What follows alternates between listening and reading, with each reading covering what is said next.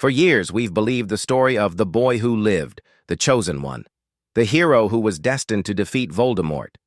But what if I told you that prophecy, the one that defined Harry's entire life, was only half the truth? A manipulated version, a carefully chosen narrative controlled by Dumbledore to protect a deeper, darker secret, because hidden within the Department of Mysteries, in the records of prophecies long forgotten, lies an unfinished prophecy, one that few ever heard in full, and those who did never lived long enough to share it. We all know the famous line, "The one with the power to vanquish the Dark Lord approaches." But what comes next? According to whispers in the Wizarding archives, an unconfirmed, heavily redacted portion of the prophecy reads, "But should he survive, the chosen must face what even death cannot end. Even death cannot end." What? Could that possibly mean this single phrase changes everything?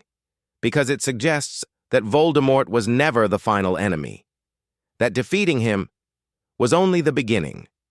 There's a legend buried in magical folklore, far older than the rise of Voldemort, a force known only as the Veil. We saw a glimpse of it once, during the Battle of the Department of Mysteries, where Sirius Black fell through it, gone, without a trace. Some believed it was simply the boundary between life and death, but others weren't so sure. Some scholars claim the Veil is not a door, it's a being, a sentient, ancient entity that feeds on death, chaos, and the unraveling of reality itself. And deep in the Ministry's most forbidden texts, it's written that a true binder would one day be born, not to defeat dark wizards, but to seal the Veil forever, to prevent it from ever merging fully with the mortal world. That child was not Harry Potter. It was Neville Longbottom. And this is where the story twists. Voldemort, fearing the prophecy, chose Harry as the threat. He marked him with that lightning scar and in doing so, unknowingly gave Harry the power to destroy him. But in choosing Harry, Voldemort may have sealed his own fate, and at the same time diverted attention away from the real threat, the deeper danger, the destiny no one wanted to face. Dumbledore knew. Think about it. Why was Neville also born? At the end of July? Why was his family targeted by Death Eaters? Why did Dumbledore keep Neville close, even though Harry got all the focus? Because he was protecting a second piece of the puzzle, the boy with the true burden. After the Second Wizarding War, when peace returned, the world celebrated Harry, rightfully so. But beneath the surface, something began to shift.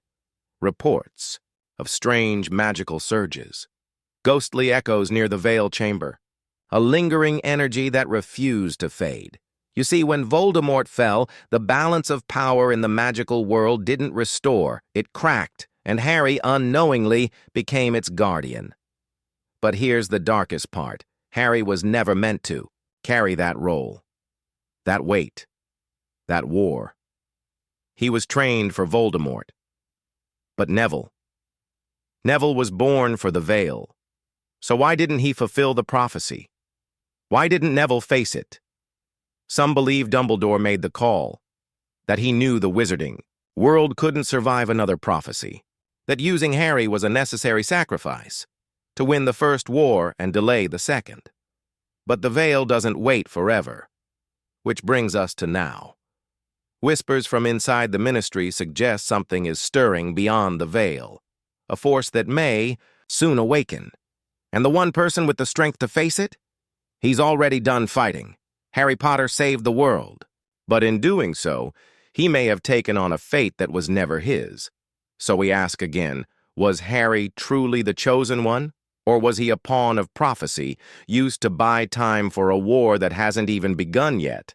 And if that's true, is Neville still the key, or is it already too late? Subscribe for more hidden truths from the wizarding world, because the prophecy may have ended, but magic always leaves a mark.